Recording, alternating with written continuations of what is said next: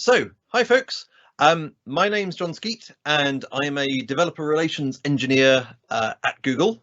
And today I want to talk about something I've been building at work, which makes a bit of a change for me because most of the time I give conference talks about things that I do for hobbies, like sort of helping out with the C# standardization process and what's going on in the next version of C# and things.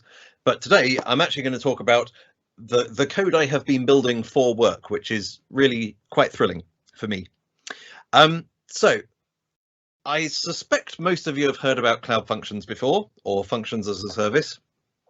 I have to confess that for a long time I was really skeptical about the whole premise, until I went to someone else's talk, and I wish I could credit them now, but I can't remember who it was, who really suddenly transformed my vision. Previously, I'd been thinking, okay, so I can start a web server and serve one request, and maybe it'll stick around for serving a few more requests.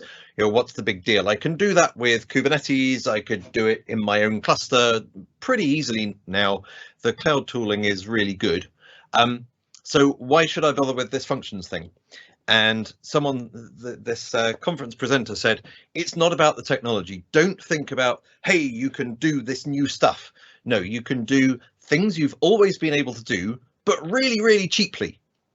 And that transformed my way of thinking about functions. So when you see the demos right now, and you think, well, I could have written that in regular ASP.NET Core. Why do I want to bother with all this functions stuff? There are two reasons why you might want to bother.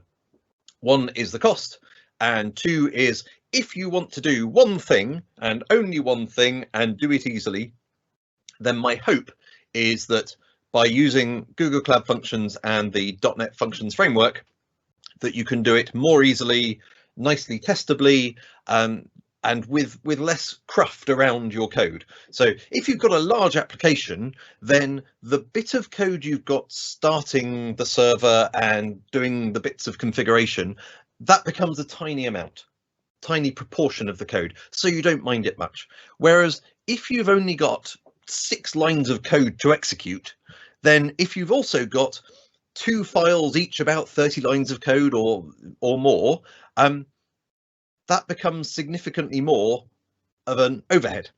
So those are the two reasons, to sort of let you focus on your one highly specialized, just doing this one thing function, and the other is you only pay for the time that your function is executing. So compared with a Kubernetes cluster, for example, where you say, well, I've got 3 machines and they're always running. I have a personal Kubernetes cluster. It's what I use to run the nodatime.org website and various other fun and small, silly websites. And you know, that costs a fair amount. I'm not going to complain. It's compared with if I'd actually had to buy the 3 machines and keep them updated and keep them running and give them a network connection and worry about whether they might break and things. Compared with that, it's great. But even so, adding another node to that would cost a fair amount. Whereas with a function, I can say, hey, I want to spin something up, do it, and then frankly forget about it if I don't care anymore. So we'll be talking about Google Cloud Functions, and I'm also going to talk about CloudEvents, which is not a Google concept, not a Google technology, and that's precisely why it's good. Not because Google things are bad, but because you don't want to be locked into a Google representation of events. I'll come back to that later on. Now, I've had this GitHub repository opened up because that is the one that if you want to follow along while I'm going along, if you're really brave, or do this later on, this is the one you want. So if you search for functionsframework.net, I'm pretty sure it will be the first result. Yes, it is. At least it certainly is for me. So go there. In here, there's a README that helps us get started. In fact, sorry, I'm in the docs directory already, but in the top level, there is a README that helps you get started, and we'll be copy pasting some of this in a minute. And there are other documents on deployment and configuration and customization and things, which I will demonstrate as we go along. but this really is currently the source of truth. This is the only place at the moment there's public documentation. Documentation on cloud.google.com's website will be soon. We've only recently taken off the allow list for the .NET runtime. So now anyone can use it, but you have to learn it from my GitHub repository rather than from the Google Cloud Functions documentation. The GCF documentation is still great for getting an overall view of things. So I'm just bringing that up. So if you go to Cloud Functions,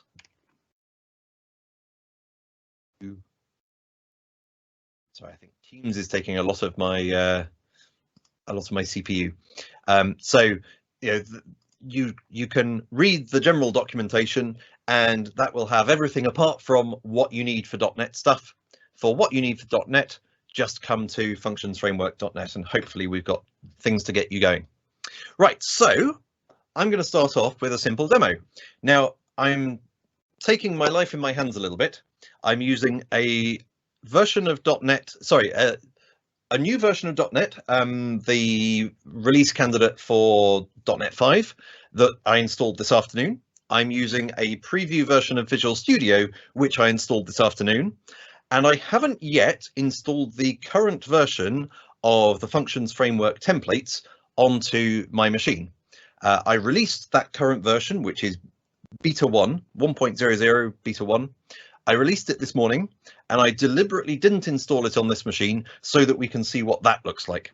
Now, I would be able to type everything out because I've done it so often, but I'll show you what you're more likely to do, which is come down to the quick start, copy that .NET new, and then this -i is to install some templates. And we'll come over to, I use a bash prompt, the bash that comes with Git. So this isn't using WSL or anything like that, but it's just a nice prompt.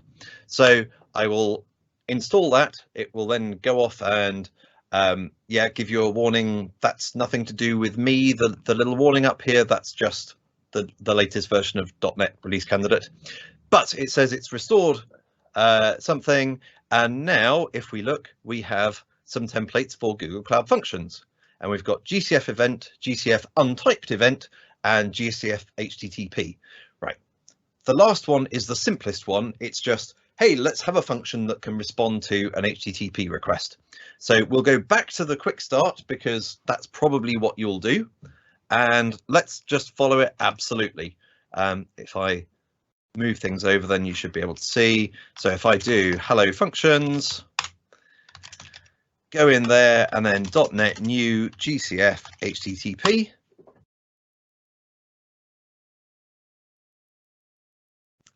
So, okay. Nothing new now. If I typed .NET new console, it would have shown something similar. What we've got now is two files, function.cs and hellofunctions.cs proj. They are both fairly simple.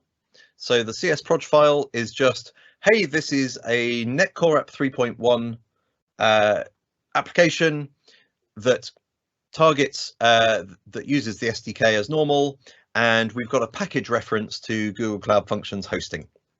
Great.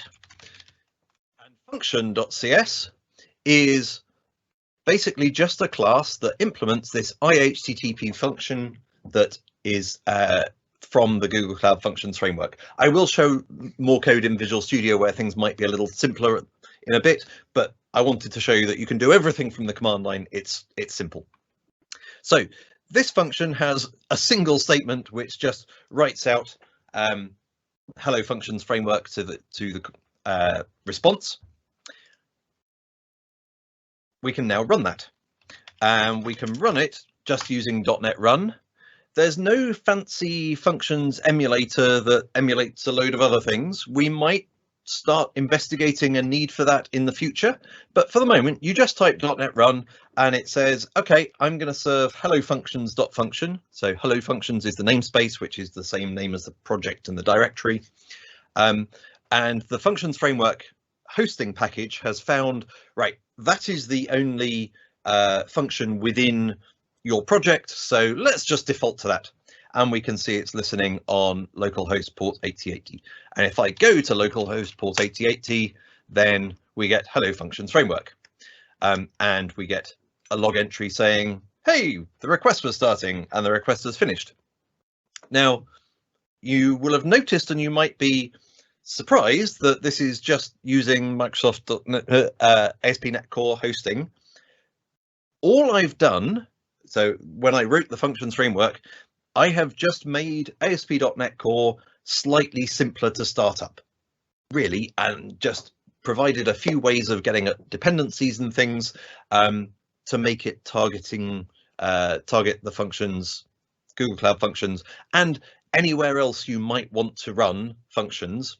There's nothing built into this that is specific to Google Cloud Functions other than what it does with a few events, and over time that difference will go away as well. So you could, I mean, I've just typed .NET Run here. You could easily bundle that up into a container and deploy it on Google Cloud Run, for example, or on Azure or on AWS. And so long as you had something that knew to fire requests at it, it would just do the right thing. The magic really comes when you deploy to Google Cloud Functions, though. I will just say a little bit about how .NET Run is working here, because as I showed you before, we've got two files, hellofunctions.csproj and function.cs. There's no program.cs. There's no main method. What's going on?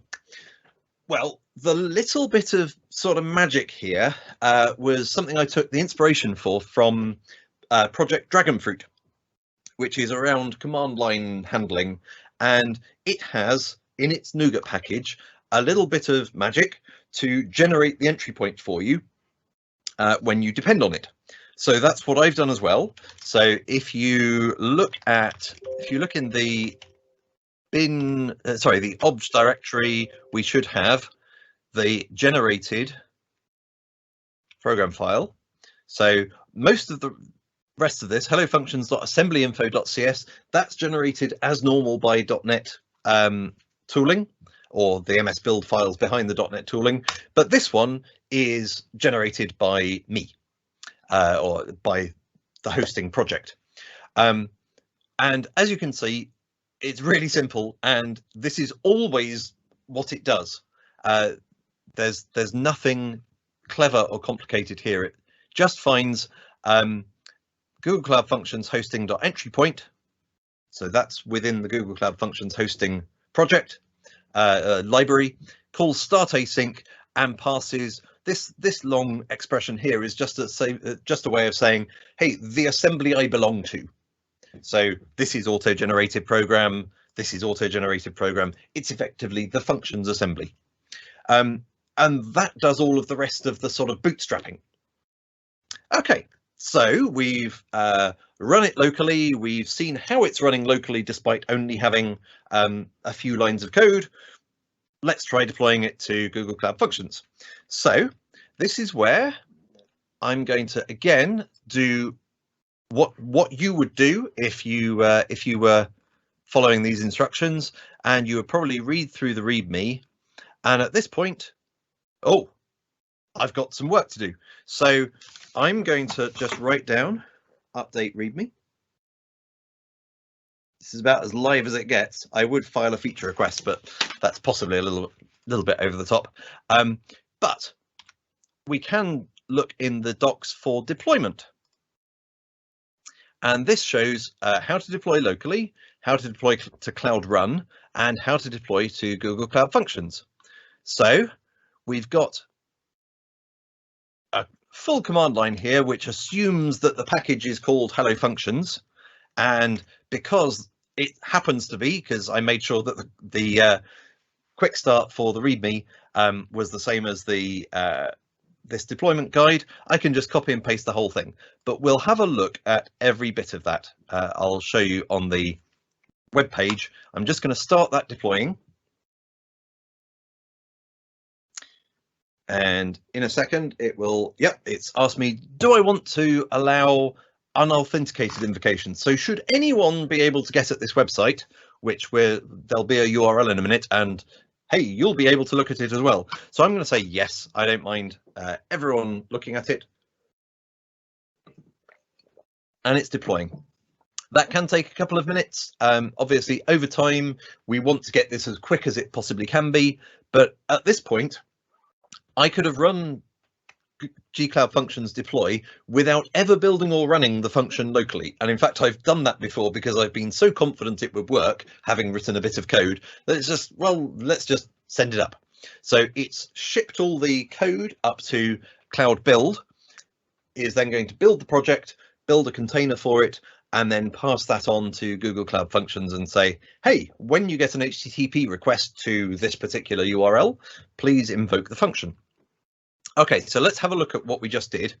So G-Cloud Functions Deploy is the G-Cloud command line. If you're not familiar with Google Cloud, then G-Cloud is the Google Cloud SDK that you can do all kinds of things. You can start VMs, you can create storage buckets, you can create pub/sub queues, you can publish messages.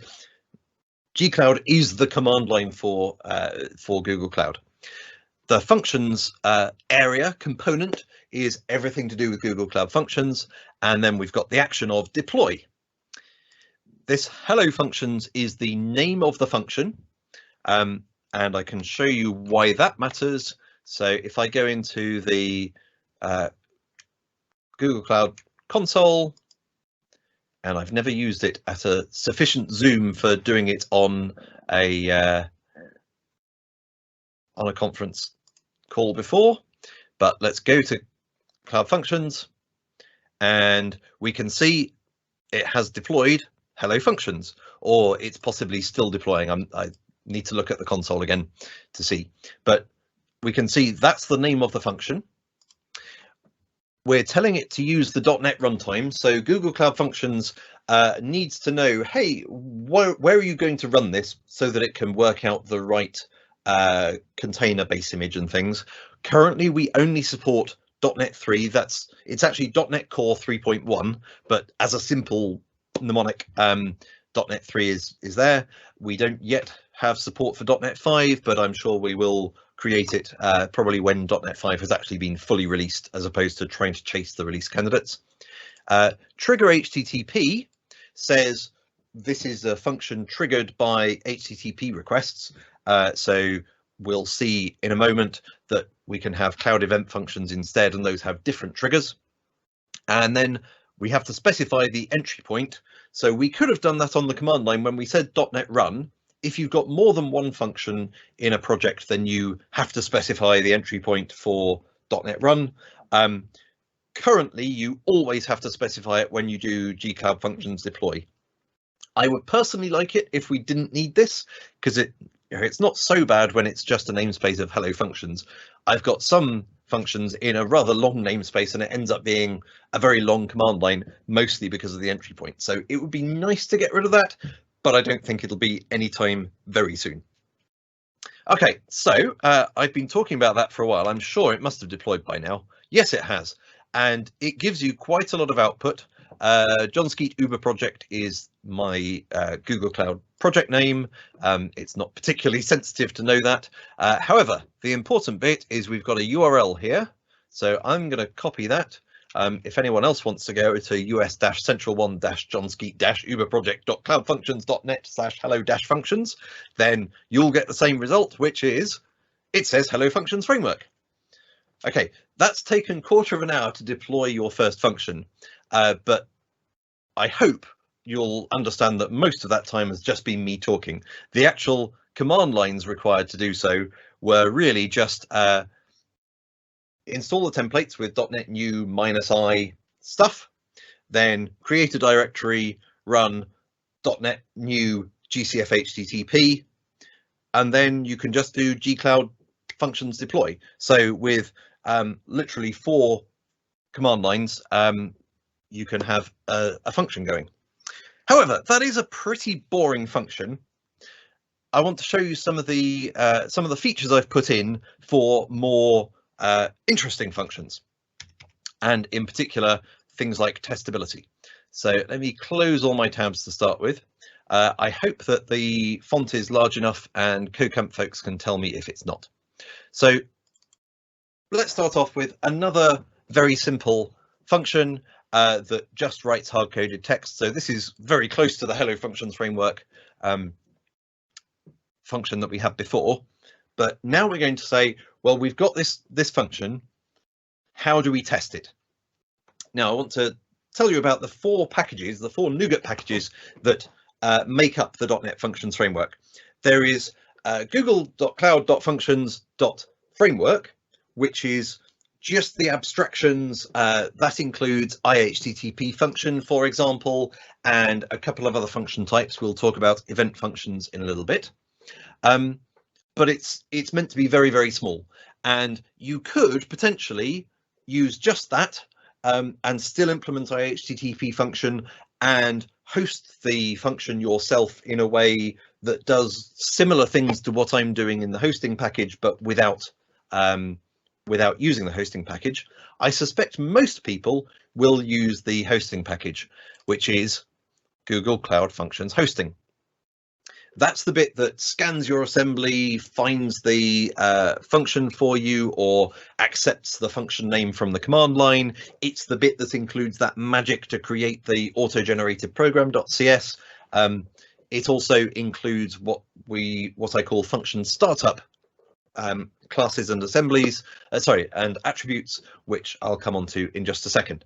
So we've got functions framework, functions hosting, functions templates you've seen because I've already installed that, and the final one is functions testing. I'm a big fan of testing packages. In case I haven't already mentioned it, I'm the main author of the NodaTime package, which is an alternative date and time API, and we have a NodaTime.testing package that is designed to make it easier to test your code that uses NodaTime. So likewise, this is a package that helps you to write tests for your code that's using Google Cloud Functions. And let's see how that helps. So I've actually got a single test here that kind of skips some of the intermediate steps, because I found since I introduced this function test base class, this is almost all I need. There are a bunch of things in Google Cloud Functions testing, mostly around how do you create a test server that runs in memory, but is still mostly an integration test. So, I don't know whether there's any actual loopback network requests going, but it really does receive an HTTP request, whether that's over a network or just as an object. I don't really care much, but it does all of the business of starting Kestra up just using a test server instead of the actual exposing a port on the network. So you can do that, and you can start your server yourself and make requests to it. But I found that when I was writing tests for the sample code, I kept on writing that same code to start the server and then make an HTTP request and clear up the HTTP request, and it was just annoying. And I thought, instead, I'll have a base class that you can derive from when you're writing your tests. Your tests for your function, and it's generic in function, which is the type of function that you're testing, and that doesn't.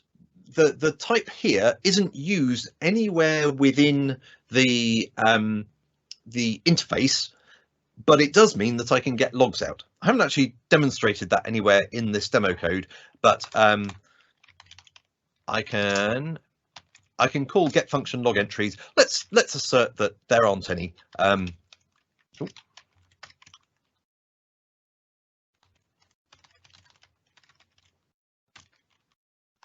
So that can be really useful, because for CloudEvents, often most of what you see is logs. Or other side effects. So it can be really helpful if you can test against your logs. So all we're doing in this test, the test itself doesn't start the server. That's already started when it creates the instance of function test. All we're doing is execute an HTTP GET request, and there's a default URI. And we're expecting that the request executes successfully and returns content that is the text. This text is hard coded.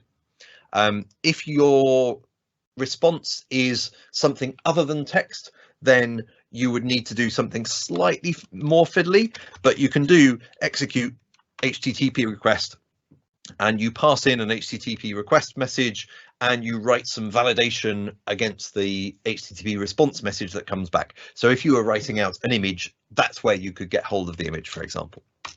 Okay, so let's run this test just to prove that it works, and then we'll make it fail by adding a log entry, and we can see that that works as well.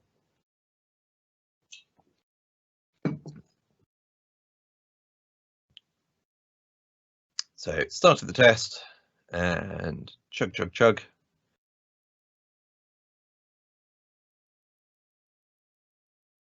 It's a little bit faster when I'm not running Teams at the same time. Oh, do you know, I thought I'd run this code earlier on, but no. So the test already failed because the expected text wasn't right. I'll just rerun it from the test runner instead of. Oh, it's all slow. It's so slow. Right. So let's rerun that test and let's get it green, and then I'll make it red by using a dependency, by writing a log entry. Okay, now it's green. Yay. So how would we log in this function? Well, how would you log in any other ASP.NET Core controller, whatever you want to think of it as?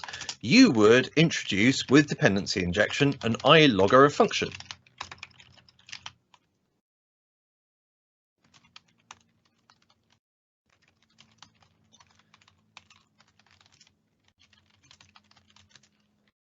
Now, I have to say, I've learned so much about ASP.NET Core, and there's still so much more to learn, I have to say. But my aim has been to make this, to make the functions framework as idiomatic as possible with ASP.NET Core, which has meant learning significantly more than I knew about it before.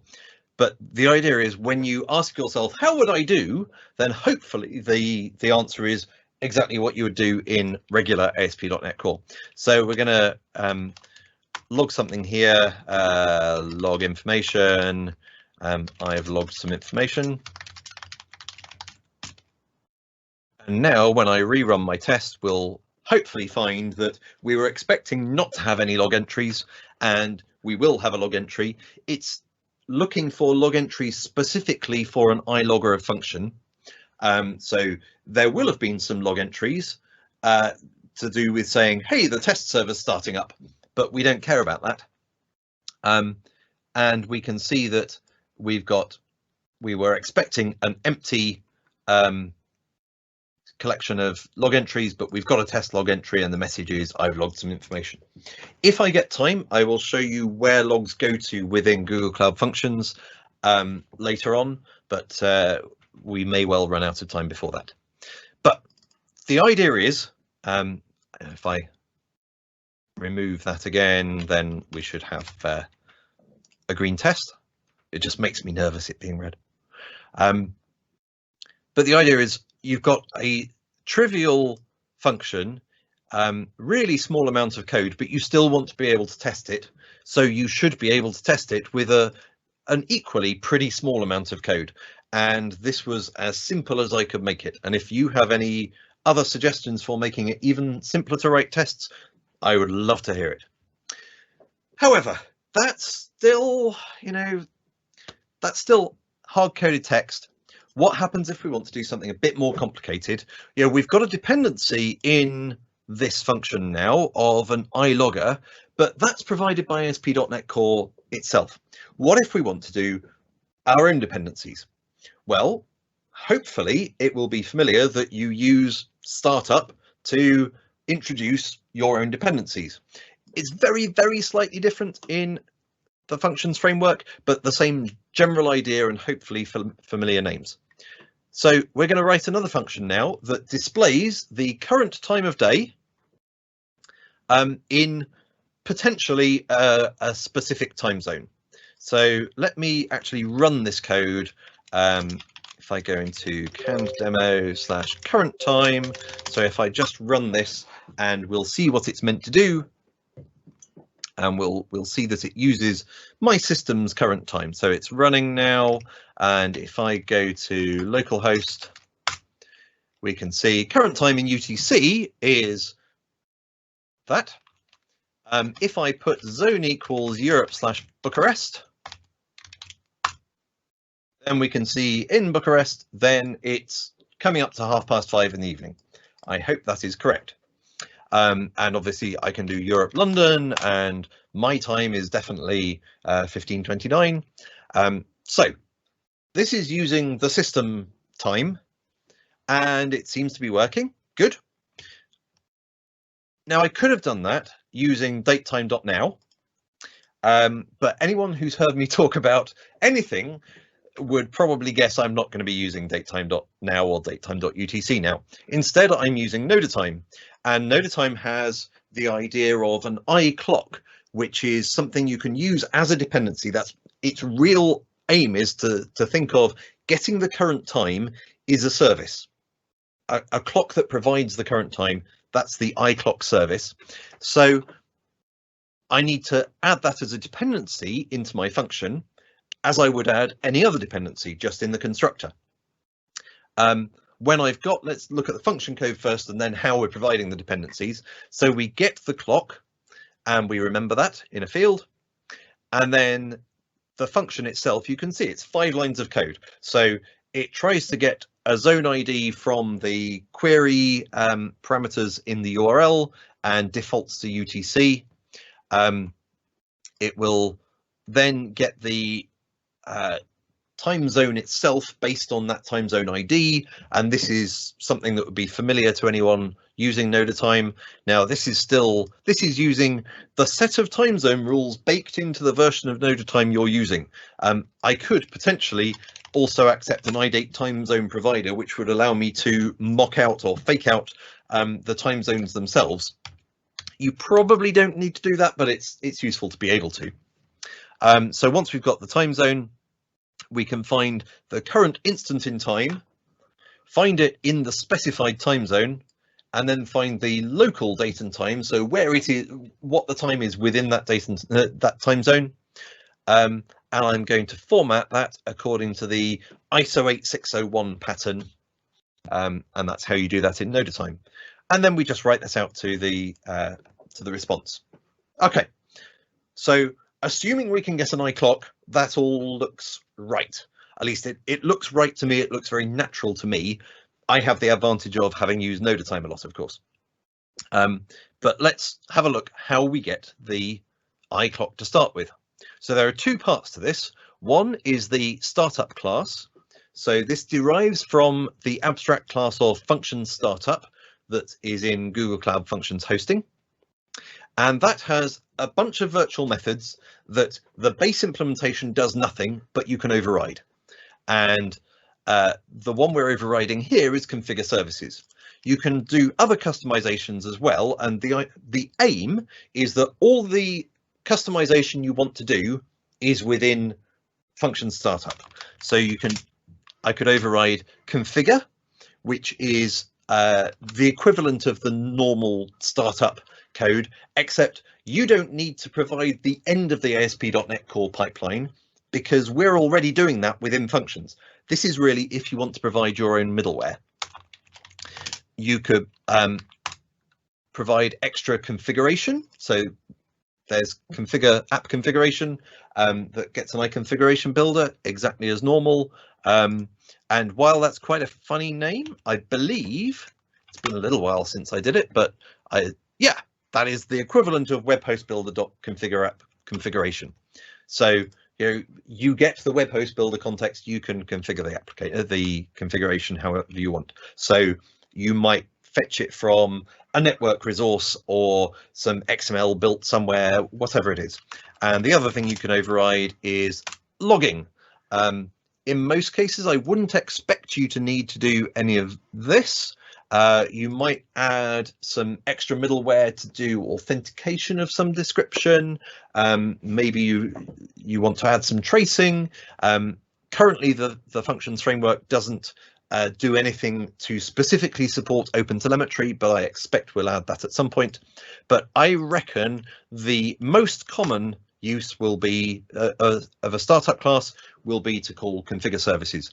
And this is just the regular ASP.NET Core iService collection, and I'm adding a dependency for a clock of system clock.instance. So that's a singleton that says, hey, whenever you ask me for the current time, just ask the system clock. So it uses datetime.utc now internally, but it does so in a nicely dependency injectable way. So we create our startup class, and then we have to tell the functions framework to use it with this assembly attribute. And you can write multiple of these. If I had a startup 2, I could specify that, and you can give a precedence if you want. You can put some order equals 1, order equals 2, just in case you need to order things. My guess is that that will be really rare, and that most of the time you'd only need one startup class. One thing we've already noticed is that I can't remember who it was that was integrating with us, but another ASP.NET Core middleware and logging and configuration and stuff provider has created their own package that has a function startup class. So you could do type of some other package dot maybe it's Google Cloud Function Startup, for example. So that lets you bring in dependencies that are already pre-configured for, hey, here's how you get cracking with get started with Google Cloud Functions easily. And although the assembly attribute itself needs to be in the same assembly as the function, the startup class itself can be anywhere, as you'd expect from this. However, let's go back to our simple example. So we've got our simple startup class that just adds the singleton for the clock. Great. Okay, so now we've got that. How do we test it? Well, we can again use function test base, and that will start a test server. Now, if you just start a test server, if I didn't have this constructor at all, it would start the normal test server with the normal startup class that's in the functions assembly. However, we want to say, hey, don't use the real one, use the test-based startup, this fake startup that we've got here. Now, as I was writing the demo code months and months ago, or maybe like 2 hours ago, I noticed this is a little bit ugly. I would quite like to be able to write test function startup type of fake startup. That looks like it would be much simpler than having this constructor. This code does not work at the moment, but I have filed a feature request with myself, and I suspect by the end of next week we might have a release that's got that in, because it would be much nicer. But the idea is you can take out the bits that configure the dependency injection, your startups, and say, no, use these startups that are designed for for testing. So my fake startup is another function startup that just says add a singleton iClock again and use a new fake clock. So fake clock is in the nodatime.testing package that I just mentioned briefly earlier on, and we'll say whenever you ask me for the current time, I will say that it is the 3rd of June 2015 at 8:25 in the evening. That's in UTC, and then it can adjust. And now I can write 2 tests that say execute the thing with a default URL, and it should say UTC, and it should give us exactly the value that we configured. Whereas in Bucharest, the current time in Bucharest at this UTC time was 11:25 p.m. And instead of having to say, oh, well, at the start of the test, I'll take the current time and let's hope it doesn't tick over while we're doing things, or maybe say, well, I'll assume it doesn't take more than 5 seconds to execute the test.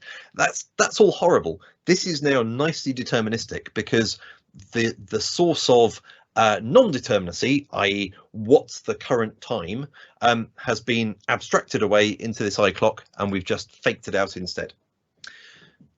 Okay, so those are the two examples I wanted to show you first. This code is currently not on GitHub, but I will show you we do have lots of other code in GitHub, in the functions framework.net directory, GitHub repository. Under examples, you can see, you might notice that we've got some F# ones and some VB ones. So the templates that we've got support VB and F#. The VB is, as you'd expect it to be. The F# quite possibly isn't, because I don't know F#. And if you were designing a functions framework for F#, you might design it slightly differently. The F# templates use the exact same the exact same functions framework. We don't do anything differently, but it's possible that there are other ways that you would want to do things. Again, get in touch, file an issue, say this is what I would expect to do. But we have a bunch of examples here, and they are documented on the examples documentation page. So that includes how you run each of them with a full command line. So I will probably put in a different GitHub repo this demo code that I've given, but there are lots of other examples available. I haven't yet talked about CloudEvents. We've only talked about HTTP events, and it's very common for functions to respond to events instead of responding to just normal HTTP requests. Now, under the hood, it only receives an HTTP request, but if you're responding to an event, that HTTP request represents the event itself. And the functions framework knows how to convert from CloudEvents in HTTP requests to in the more normal format. Now, CloudEvents, if you haven't heard of them before, this is a CNCF, the Cloud Native Computing Foundation effort to standardize how we represent events, because there are loads of events going around. A pull request has been created, or your burglar alarm has noticed something, or if you're Scott Hanselman, your sugar level is at a particular level, and maybe you need some more insulin or whatever it is. Loads of events of all kinds of things, and the more that IoT happens, the more events we'll have. But everyone has sort of been doing their own thing in terms of how those were invented. So the folks at CNCF eventually, after a bit of standardization, came up with CloudEvents, which doesn't standardize the exact format of, a pub sub event always looks like this. It's more of an envelope, sort of. If I say soap-like, that's not meant to denigrate it at all. It's soap in terms of, here's the envelope around the data, and the data itself can be custom, and it's often JSON, but doesn't have to be. It could be binary, it could be XML, could be whatever. But there are standard HTTP representations. There are standard headers, effectively, for things like the type of event and the ID of the event, the timestamp, etc. I'm very aware that time is ticking away, so I probably won't have time to deploy something, but I'll just show you what such an event looks like. And this is where I get to hope that things worked. This is why I used Visual Studio 2019 Preview, because the .NET Core templates that I installed before should now, I think, appear in here as an example. Hopefully, if I click on Google, you'll see we get Google Cloud Functions, CloudEvents event function, and this text is a bit nasty at the moment. I need to tidy up that text a bit, but I could create a Cloud Event function, and I will call this PubSub demo, and I can't remember offhand which kind of event it triggers by default. It triggers one for storage. So there's Google Cloud Storage, which is a blob storage thing, and you can subscribe to an event when something like an object is created. I can potentially show you a demo in the browser of a predefined a function I deployed earlier, but if we want pub/sub message data, I think it is. No. Google Events protobuf. I'll find out what it's called. Cloud pub/sub v1 message publish data. Okay, so we will get an event that's got some data when a pub/sub message has been published, and then let's remove all of this. A cloud event doesn't have a response to write to because it just consumes the events. It might then trigger some more events, and we want to make that easier over time. But normally you would just be logging, which in this case I can just write to the console, and in Google Cloud Functions this would also log to the same place as any logger events. So we can see the subscription. That's not currently filled in if you're using the current version of Google Cloud Functions, but you get the message, and then you can get the message ID and the data of it, etc. So much more to explore on that, but I wanted to show that there are other kinds of function available, and that the templates are supported in Visual Studio in the preview. So when the next version of Visual Studio comes out, I'm guessing with .NET 5, then you won't need to be on the command line as much. But again, even though there's a lot of comments here, once you get rid of the comments, it's just as simple as the HTTP event, and you get the message published data already. I would love to say more about the challenges of designing this around how we handle the cloud event payloads. I will probably write that up in a blog post. However, I am out of time for me talking to you. Hopefully we've got some questions. So I'm going to stop sharing my screen at this point, if I can work out how to do that. And that could be a challenge. I'm not much of a Teams user. Oh, okay. Have you stopped my screen share for me? Thank you. Yeah, it worked. Yeah, thank you very much for the talk. When you said it's going to be a code-heavy talk. Oh yeah, I don't kid around. Yeah, we definitely enjoyed it. And we've got questions. We have a few questions. Yeah, some of them came along the way. So, for instance, you talked a bit about HTTP requests and cloud events, but there was a question. Okay, what are the kinds of triggers for cloud functions? Right. So the triggers that are right now available are HTTP requests, pub/sub messages being received, storage, all kinds of storage events. So, you know, an object being deleted or updated, or I think renamed counts as updated. Firestore document data being changed, various Firebase triggers. So Firebase real-time database, and also Firebase Analytics, Firebase Remote Config being updated. There will be coming soonish cloud audit logs. Certainly if you deploy on Cloud Run, you'll be able to get cloud audit logs. And beyond that, I would say watch this space. I'm very aware that on Azure, there are loads and loads of function triggers around, and you can easily do it from, you know, a GitHub pull request or whatever. I hope to see more of that coming, and I hope that you would be able to write the same kind of code, whether you're dealing with a GitHub pull request or a storage event data. And one of my jobs is to try to make that as seamless as possible. Right, and yeah, if you mentioned Azure, there's also another question that says if you can make a brief comparison between AWS Lambdas, Azure Functions, and Google Cloud Functions. Not very topic. Yeah, so I've never used AWS Lambda. I've never used AWS at all, partly for reasons of there are some interesting terms and conditions that make it slightly challenging as a Google engineer to do so without breaking anything terms and conditions wise. I think there are ways of limiting yourself, but I just decided I'll stick away from it.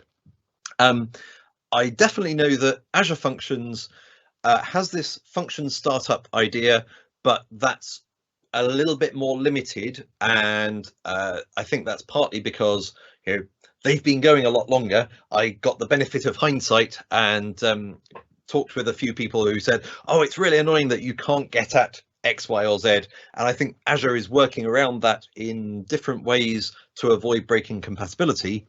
I was able to just say, okay, well, how do I want to do it from the start?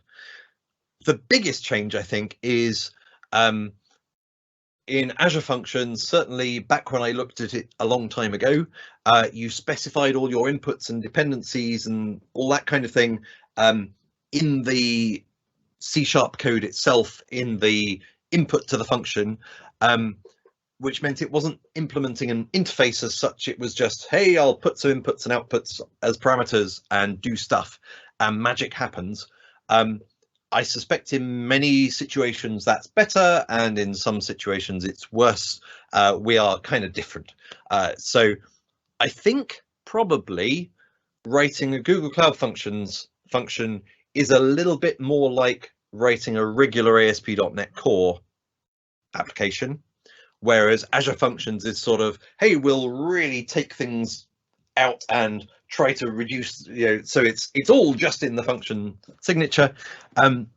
Hey, maybe in the future I could write something so that the hosting package recognizes when you've got an Azure-like function that doesn't implement an interface, or maybe you implement an empty interface saying I Azure-like function or something, and it tries to work out everything for you. There's nothing to stop me from doing that, or the community from doing that. This is an open source project. But right now, if you looked at two functions, that would be the biggest difference that you would see, I think. I haven't looked at how the Azure emulator works for functions and all of that kind of thing. My guess is there are quite significant differences there. I don't know whether you can just do .NET Run on an Azure Functions project or what it would do. But I do know with the GCF functions, it just starts up ASP.NET Core as simply as it can. In terms of the roadmap of the framework, what are the major points? So there's the roadmap for the .NET Functions framework, the roadmap for the Functions framework itself. So the idea is several languages have Functions frameworks that all are idiomatic. So they're like, they do the right thing for the language, but they're all trying to obey what's called the Function framework contract.